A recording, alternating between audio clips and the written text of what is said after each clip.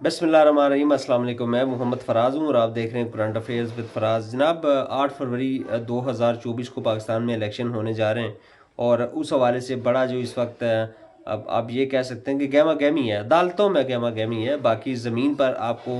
Ground पर किसी किस्म की कोई गहमा गहमी नज़र नहीं आएगी। उसकी वजह यह है कि जो पार्टी ये इस्तात रखती है, जिस पार्टी के पास ये कैपेसिटी है, वो गहमा गहमी कर सकती है, वो अपने वोटर्स को निकाल सकती है, अपने सपोर्टर्स को निकाल सकती है, इलेक्शन का माहौल बना सकती है। उस पार्टी के ऊपर पाबंदियां हैं और उस पार्टी के खिलाफ एका किया हुआ है तमाम की तमाम जो पाकिस्तान का निज़ाम है, पाकिस्तान का जो अदालती निज़ाम हो, चाहे वो जिस तरह के भी लोग हैं, चाहे वो सियासतदान हैं, अदालतें हैं, सारे का सारा निज़ाम एक साइड पे और अकेला इमरान खान, उसकी जमात, उसके सपोर्टर एक साइड पे। सो इस वक्त वो बज़ाहिर ग्राउंड के ऊपर वो माहौल आपको नज़र नहीं आ रहा, लेकिन अदालतों की हद तक चीज़ें काफ़ी तेज़ी से आगे बढ़ रही हैं। चूँकि जो पाकिस्तान तहरीक इंसाफ के जो कैंडिडेट्स हैं, जिनको एक बल्क में उनके कागजात नामजदगी को मुस्तरद किया गया, उसके बाद अपीलों का सिलसिला शुरू हुआ और आज अपीलें दाखिल करने की आखिरी तारीख थी। अब 10 जनवरी तक जो ट्रिब्यूनल हैं उन्होंने फैसले कर रहे हैं। जनाब वाला, आज पाकिस्तान तहरीक इंसाफ को पहली खुशी मिली कि उमैर नियाजी साहब के, जो कि कवरिंग कैंडिडेट हैं चेयरमैन PTI इमरान खान साहब के, उनके कागजात नामजदगी जिनको मुस्तरद कर दिया गया था, उनको बहाल कर दिया गया और अब इलेक्शन वो लड़ सकते हैं। दूसरी जानब मेहर बानो कुरैशी, शाह महमूद कुरैशी और जैन कुरैशी के कागजात नामजदगी जो है वो भी बहाल हो गए हैं और वो भी इलेक्शन अब लड़ सकेंगे। अदालतें जो हैं वो अपना काम कर रही हैं और कहीं ना कहीं देखें, गंदे अंडे हर जगह पे होते हैं। ऐसा नहीं कह सकते कि सारे के सारे आपको जो हमेशा अच्छे लोग ही मिलेंगे। कहीं ना कहीं आपके खिलाफ तो हैं, अदालतों के अंदर भी हैं, जुडिशरी के अंदर भी मोस्टली आपके खिलाफ हैं लोग, लेकिन जो कोई अच्छे लोग हैं वो आपके हक में फैसले भी दे रहे हैं और आइन और कानून के मुताबिक दे रहे हैं। कोई पाकिस्तान तहरीक इंसाफ को आउट ऑफ द वे जाकर कोई भी किसी किस्म की जो एक्स्ट्रा ऑर्डिनरी जो है वो एफर्ट्स उनकी तरफ से नहीं हो रही, या ना वो पाकिस्तान तहरीक इंसाफ को कोई आउट ऑफ द वे जाके कोई फेवर दे रहे हैं, ऐसा कहीं भी अभी तक नज़र नहीं आया। जनाब वाला, आज एक तो ये मामला था कागजात नामजदगी के हवाले से, जो अपीलें दाखिल करने का आखिरी दिन था, फिर कुछ अपीलें बहाल भी हुई या कुछ कागजात नामजदगी जो है बहाल भी हुए। दूसरी जानब सुप्रीम कोर्ट ऑफ पाकिस्तान में अहम तरीन केस था और जो तौहीन अदालत की दरख्वास्त दायर की थी पाकिस्तान तहरीक इंसाफ ने इलेक्शन कमीशन के खिलाफ, उसकी हेयरिंग थी और जैसे ही हेयरिंग शुरू हुई तो वही स्टाइल, वही दबंग style chief justice Pakistan justice Qazi Faez Isa sahab का कि किसी को बोलने नहीं देना, किसी को किसी की बात सुननी नहीं है, सुनानी है तो अपनी सुनानी है, किसी की बिल्कुल नहीं सुननी। ऐसा ही हुआ। लतीफ़ खोसा साहब रोस्टम पर आए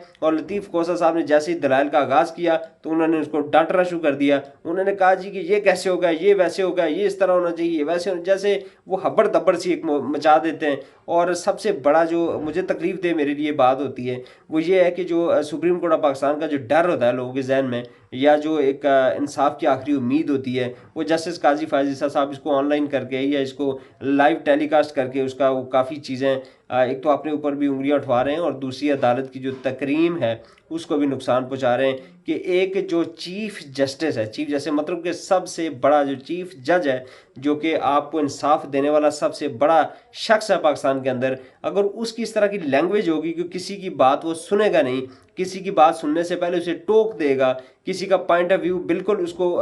पेश करने ही नहीं देगा, तो फिर उस अदालत की क्या तकरीम रहेगी या लोग उस हवाले से क्या सोचेंगे। जनाब वाला, जब लतीफ़ खोसा साहब रोस्टम पर आए, उन्होंने मुख्तलिफ हवाले दिए कि ये हुआ जी, पाकिस्तान तहरीक इंसाफ के लोगों से कागजात छीने गए, उनके तजवीज़ करंदा और तहरीर करंदा जो है उनको उठा लिया गया। समटाइम्स ये हुआ कि जो इलेक्शन के जो कागजात नामजदगी जमा करवाने जो कैंडिडेट्स आ रहे थे उनको भी उठा लिया गया, उनको अगवा कर लिया गया। ये सारी बातें जब वो कर रहे थे तो बीच में जस्टिस काजी फायज साहब ने सबूत क्या है आपके, वो कह रहे हैं कि भाई मेरे पास पूरी एक CD है, मैं CD लेकर आया हूँ, अगर आप कहें तो मैं अदालत में चला देता हूँ। क्या जी सबूत किधर है? वो भाई कौन से सबूत हैं? या तो नऊज बिल्ला किसी फरिश्ते को गवाह बना कर ले आते कि यार मैं देख रहा था ये फलां बंदा गवाह हुआ है, फलां को उठाया गया है, तो ऐसा भी नहीं है, ये तो मुमकिन नहीं है। तो फिर कौन से सबूत की आप बात करें? आप कोई DVD लगा के चेक नहीं कर रहे, आपको किसी बात को, किसी बंदे की बात को आप मान नहीं रहे, तो फिर सबूत आपको कोई किस तरह ला के देगा? तो बड़ा अजीबो गरीब किस्म का एक मिक्सचर इस वक्त है पाकिस्तान की अदालतों में और खासकर सुप्रीम कोर्ट ऑफ पाकिस्तान के अंदर आपको नजर आ रहा है। और सुप्रीम कोर्ट ऑफ पाकिस्तान में कोई भी केस लगने से पहले ही आपको पता होता है कि पाकिस्तान तहरीक इंसाफ का अगर केस है तो उसका रिजल्ट क्या आना है। ये बड़ी एक किसी भी अदालत के लिए और किसी भी जज के लिए बहुत बड़ी बात है और बड़ी एक मुझे कहते हुए थोड़ा सा मैं मुताद अल्फाज इस्तेमाल करूँ कि बड़ा शैमफुल ये एक्ट है कि अगर आपके फैसले आने से पहले ही लोग आपके फैसले को जानते हो तो ये एक बड़ी अदालत के लिए, एक बड़े शख्स के लिए, एक बड़ा जो सबसे बड़ा इंसाफ का जो अलमबरदार माना जाता है या अपने आप को कहलवाता है, उसके लिए बड़ी शैम्बुल चीज़ है। जनाबे वाला दूसरी जानिब आज मिसिंग पर्सन का केस भी था। मिसिंग पर्सन के केस पे भी लाइव टेलीकास्ट हुआ और उसमें भी बहुत सारी चीज़ें जो आज फिर हुई, उसमें भी जो असल बात है जिस तरफ आना चाहिए, या जो लोग इस सारे मामले के ज़िम्मेदार हैं, जो लोगों को उठाते हैं और फिर उनको घरों तक जाने नहीं देते या उनको मिसिंग कर देते हैं, या बहुत सारे लोग जो बेचारे उनको मार दिया जाता है, उस तरफ काजी फायज ईसा साहब जाने का नाम नहीं ले रहे। और काजी फायज ईसा साहब के बेसिकली वहाँ पे पर जलते हैं, पता उनको भी है, पता सबको है कि कौन इसका जिम्मेदार है और क्यों ये ऐसा हो रहा है। हम ये भी नहीं कहते कि सारे के सारे जो मिसिंग पर्सन हैं वो सारे के सारे बेगुनाह हैं, ऐसा हरगिज़ नहीं है, इतना भी नहीं है कोई लूट मची हुई कि वैसे ही उठा ले। लेकिन ये भी नहीं हो सकता कि सारे के सारे लोग जो है गुनहगार हैं और सबको आप उठा के उनको गायब कर दें, बीवी बच्चों तक को ना पता, उनके ख़ानदान को ना पता हो। ये बड़ी एक ज़्यादती वाली बात है। और इस्लामी जमहूरिया पाकिस्तान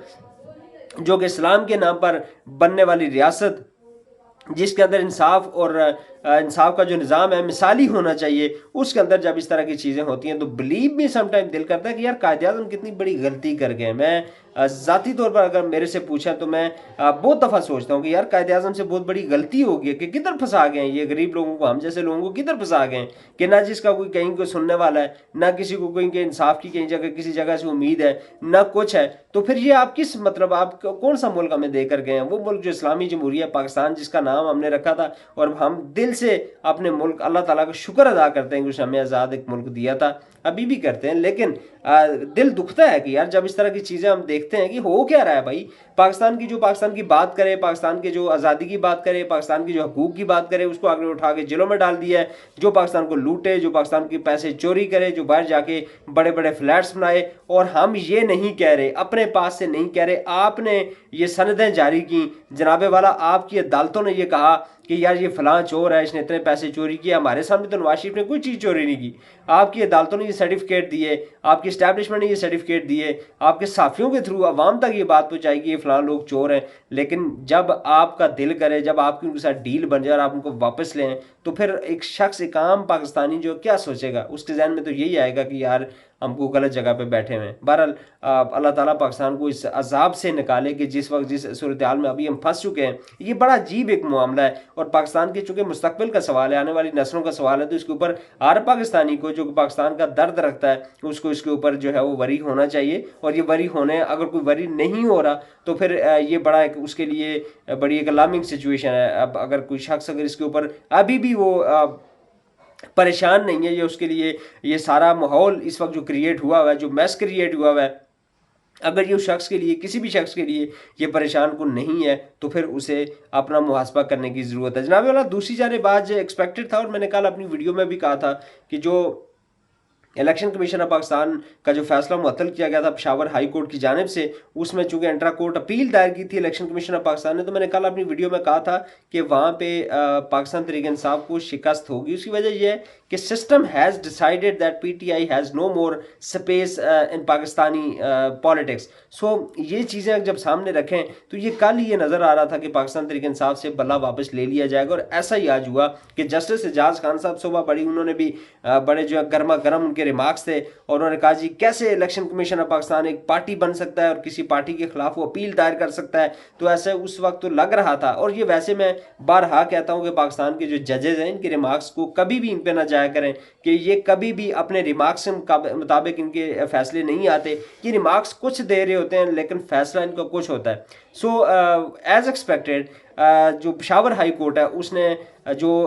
26 दिसंबर वाला जो फैसला था, जो एक हुक्म इम्तना जारी किया था एक रुकनी बेंच ने पहले इलेक्शन कमीशन ऑफ पाकिस्तान के फैसले के खिलाफ, उसको जो खारिज कर दिया, उसको वापस ले लिया उस हुक्म इम्तना को, और पाकिस्तान तहरीक इंसाफ से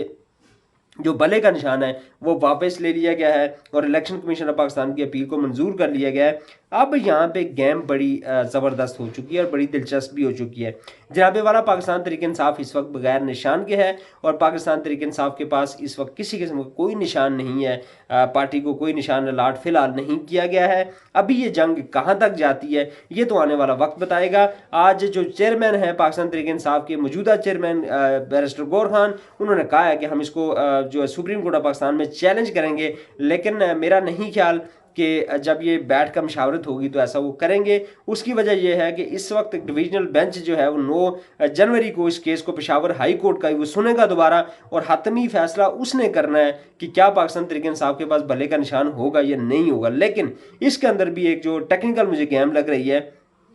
कि चूंकि जब 9 जनवरी तक ये फैसला जाएगा, अभी चूंकि 5-6 दिन हैं बीच में, तो तब तक इलेक्शन कमीशन ऑफ पाकिस्तान जो है वो ये भी वारदात डाल सकता है। वो कह सकता है कि यार हमने चूंकि बैलेट पेपर अब छाप दिए हैं और इसमें भले का निशान इस पर नहीं है, सो अब हम ऐसा नहीं कर सकते कि अब दोबारा बैलेट पेपर जो है वो छापें या उनका ऑर्डर करें, जो भी एक प्रोसेस होता होगा। तो मुझे अब नहीं लग रहा कि पाकिस्तान तहरीक इंसाफ जो है भले का निशान वापस उसको मिलेगा या भले के निशान पर पाकिस्तान तहरीक इंसाफ जो है वो इलेक्शन लड़ सकेगी। ये बड़ी बारीक वारदात और पाकिस्तान के सिस्टम से, चूंकि इमरान खान और पाकिस्तान तहरीक इंसाफ पाकिस्तान की जो है वो उनके हकूक़ की बात करते हैं, पाकिस्तानियों की, पाकिस्तान की जो है वो जो उसकी बेहतरी उसके मफादात की बात करते हैं, तो उनके साथ ऐसा होना था और ये एक्सपेक्टेड था कि पाकिस्तान तहरीक इंसाफ को इलेक्शन की दौड़ से आउट कर दिया जाएगा। बहरहाल पाकिस्तान तहरीक इंसाफ इलेक्शन ज़रूर लड़ेगी, लेकिन बल्ले के बगैर इलेक्शन लड़ना जो है काफ़ी तकालीफ का सामना करना पड़ सकता है। जहाँ तक बात है पढ़े लिखे वोटर की, जो कि सोशल मीडिया तक जिसकी एक्सेस है, जो पढ़ा लिखा वोटर है जिसको मीडिया तक एक्सेस है, उसके लिए मुश्किल नहीं है। चाहे कोई भी भले का निशान के अलावा भी कोई निशान अगर होगा तो उसके लिए इतना बड़ा मसला नहीं होगा। लेकिन जो वोटर दूर दराज देहातों में है, जिसके पास ये सोशल मीडिया की एक्सेस नहीं है, जिसको उसकी जो उस तक आवाज़ पहुँचाने के लिए या उस तक अपना पैगाम पहुँचाने के लिए, उस तक वो इन्फॉर्मेशन पहुँचाने के लिए, चूँकि अभी वक्त भी नहीं है, 36 दिन टोटल इलेक्शन में 35 दिन रह गए हैं, तो ऐसे में पाकिस्तान तहरीक इंसाफ के लिए काफ़ी ज़्यादा मुश्किलात होंगी कि वो ज़्यादा सीटें ले सकें या ज़्यादा से ज़्यादा वोट जो हासिल कर सकें। सो ये बड़ी वारदात थी और ये वारदात आज डाल दी गई है और पेशावर हाई कोर्ट से ये वारदात डली है। और इस वक्त जो कोई जितना भी कहे कि पाकिस्तान तहरीक इंसाफ को भले का निशान वापस मिल जाएगा, चाहे सुप्रीम कोर्ट ऑफ पाकिस्तान का कोई कहे या पेशावर हाई कोर्ट के डिवीजनल बेंच का कहे, लेकिन मुझे ऐसा लग रहा है कि पाकिस्तान तहरीक इंसाफ का जो आज भले का निशान वापस लिया गया है, अब पाकिस्तान तहरीक इंसाफ को भले के निशान के बगैर ही इलेक्शन लड़ना पड़ेगा। और ये 85 to 90% मुझे ऐसा फील हो रहा है कि पाकिस्तान तहरीक इंसाफ के साथ सबसे बड़ी वारदात आज डाल दी गई है। जनाबे वाला चीज़ें बड़ी गंभीर और बड़ी तेज़ी से माहौल जो है बदलता जा रहा है। दूसरी जानिब वॉइस ऑफ अमेरिका ने यह दावा किया है कि पाकिस्तान तहरीक इंसाफ ने IMF के साथ जो हमने एक थोड़ी रजामंदी जाहिर की थी पैकेज हासिल करने के लिए, चूँकि इमरान खान साहब के साथ IMF के वक्त की मुलाकात भी हुई थी ज़मान पार्क में, उस हवाले से पाकिस्तान तहरीक इंसाफ ने अब गालिबन ये कहा है कि हम अपनी रजामंदी जो है वो वापस ले रहे हैं या हम उस डील का हिस्सा नहीं बनेंगे। और टेक्निकली ऐसा ही होना चाहिए कि आपको पाकिस्तान तहरीक इंसाफ को किसी किस्म की कोई ज़मानत IMF को नहीं देनी चाहिए। उसकी वजह यह है कि वो कहते हैं ना, बगल में छुरी और मुंह में राम राम वाली बात होती है, गालिबन यही मुहावरा होता है, if I am not wrong. तो अगर ऐसा है तो फिर पाकिस्तान तहरीक इंसाफ को अपना हाथ खींच लेना चाहिए और IMF की डील से बाहर निकल जाना चाहिए, क्योंकि IMF का पैसा भी कोई आवाम की फलाह बहबूद के लिए या आवाम की बेहतरी के लिए, आवाम की तरक्की के लिए नहीं आ रहा। इन चोरों की जेबों में ही जाना है और उसका पाकिस्तान को ऐसा कोई फ़ायदा नहीं होना, उल्टा गरीबों के ऊपर उसका बोझ पड़ेगा और हमने पैसे वो पे करने हैं, खाएगा कोई और भरेगा कोई और। सो पाकिस्तान तहरीक इंसाफ को एज सुन एज पॉसिबल वहाँ से निकल आना चाहिए बाहर और अपनी जो उसकी जो IMF के साथ जो अपनी रजामंदी जाहिर की, मेरे ख्याल में उसमें से इनको बैकफुट पे हो जाना चाहिए। उनको बता देना चाहिए कि हमारी किसी किस्म की कोई जिम्मेदारी अब नहीं है, आप देते हैं तो आप खुद जिम्मेदार हैं और अगर नहीं देते तो भी आप खुद जिम्मेदार हैं। पाकिस्तान तहरीक इंसाफ को बहरहाल इसमें से बैकफुट पे चले जाना चाहिए। अल्लाह ताला हम सबका हामी नासिर और अल्लाह ताला पाकिस्तान को अपनी हिफ्ज़-ओ-मान में रखें। अस्सलामु अलैकुम व रहमतुल्लाहि व बरकातुहू।